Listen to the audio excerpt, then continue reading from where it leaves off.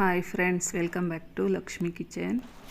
Chicken kurma ಚಪಾತಿಗೆ ಒಂದೊಳ್ಳೆ combination.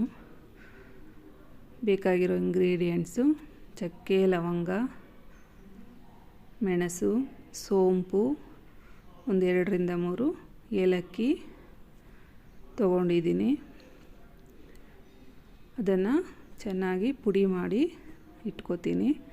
ಈಗ ಒಂದು ಕುಕ್ಕರ್ಗೆ ಆಯಿಲ್ 2 ಸ್ಪೂನ್ ಸೇರಿಸ್ಕೊಂಡು 2 ಈರುಳ್ಳಿಯನ್ನು ಎಣ್ಣೆ ಕಾದ ನಂತರ ಸ್ವಲ್ಪ ಬಾಡಿಸ್ಕೊತಾ ಇದ್ದೀನಿ. ಈಗ ಅದೇ ಮಿಕ್ಸಿ ಜಾರ್ಗೆ ಕೊಬ್ಬರಿ ತುರಿಯನ್ನು ಸೇರಿಸ್ಕೊಂಡಿದ್ದೀನಿ. ಹಾಗೆ ಗೋಡಂಬಿ ಗಸಗಸೆಯನ್ನು ಒಂದು 1/2 ಅವರ್ ನೆನೆಸಿಟ್ಕೊಂಡು ಸೇರಿಸ್ಕೊಂಡು ಗ್ರೈಂಡ್ ಮಾಡಿ ಅದನ್ನು ಸಹ ಸಪ್ರೇಟಾಗಿ ಇಟ್ಕೊಂಡಿದ್ದೀನಿ.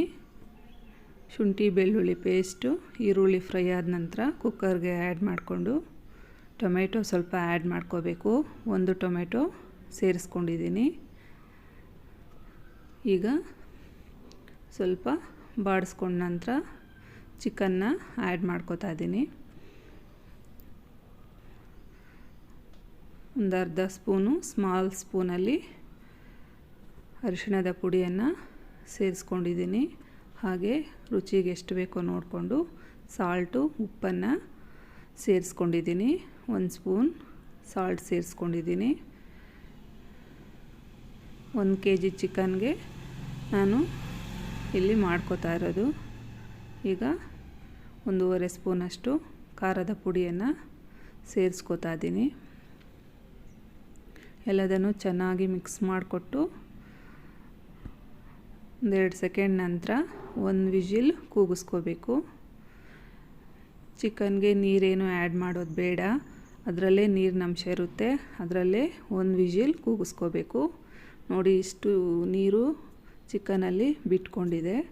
ಈಗ 1 ವಿಜಿಲ್ ಕೂಗಿಸ್ಕೊಂಡ ನಂತರ ಅದನ್ನು ಮುಚ್ಚಳವನ್ನು ತೆಗೆದು ಪುಡಿ ಮಾಡಿಟ್ಕೊಂಡಿರೋವಂಥದ್ದು ಚಕ್ಕೆ, ಲವಂಗ, ಸೋಂಪು, ಏಲಕ್ಕಿ ಪುಡಿಯನ್ನು ಸೇರಿಸ್ಕೊಂಡಿದ್ದೀನಿ. ಹಾಗೆ ಧನಿಯಾ ಪುಡಿ, ಕೊತ್ತಂಬರಿ ಪುಡಿಯನ್ನು 1 ಸ್ಪೂನ್, ಒಂದು ದೊಡ್ಡ ಸ್ಪೂನಲ್ಲಿ 1 ಸ್ಪೂನ್ ಸೇರಿಸ್ಕೊಂಡಿದ್ದೀನಿ. ಈಗ 1 ಕುದಿ ಬರೋವರೆಗೂ ಬಿಟ್ಟು ಕಾಯಿ ಹಾಲು, ಗಸಗಸೆ, ಗೋಡಂಬಿ ರುಬ್ಬಿರೋದನ್ನು ಸೇರಿಸ್ಕೊತಾ ಇದ್ದೀನಿ. ನೋಡಿಕೊಂಡು ನಿಮಗೆ ತಿಕ್ಕಾಗಬೇಕು ಅಂದರೆ ಒಂದು ಸ್ವಲ್ಪ ನೀರು ಕಡಿಮೆ ಬಳಸಿ ಒಂದು ಸ್ವಲ್ಪ ನೀರನ್ನು ಆ್ಯಡ್ ಮಾಡಿಕೊಂಡು ಚೆನ್ನಾಗಿ ಚಿಕನ್ನು ಮಸಾಲೆ ಬೇಯೋವರೆಗೂ ಬೇಯಿಸ್ಕೋಬೇಕು. ಕೊತ್ತಂಬರಿ ಸೊಪ್ಪನ್ನು ಸೇರಿಸ್ಕೊಂಡಿದ್ದೀನಿ. ಎಲ್ಲದನ್ನು ಚೆನ್ನಾಗಿ ಮಿಕ್ಸ್ ಮಾಡಿಕೊಟ್ಟು ಬೇಯಿಸ್ಕೊಂಡ್ರೆ ಚಿಕನ್ ಕುರ್ಮಾ ಚಪಾತಿಗೆ, ಮುದ್ದೆಗೂ, ರೈಸ್ಗೂ ತುಂಬ ಚೆನ್ನಾಗಿರುತ್ತೆ. ಈ ಥರ ಚಿಕನ್ ಕುರ್ಮಾ ಈ ಮೆಥಡಲ್ಲಿ ಮಾಡಿಕೊಂಡು ಕಮೆಂಟ್ ಬಾಕ್ಸಲ್ಲಿ ಹೇಗೆ ಬಂದಿದೆ ಅಂತ ತಿಳಿಸಿ.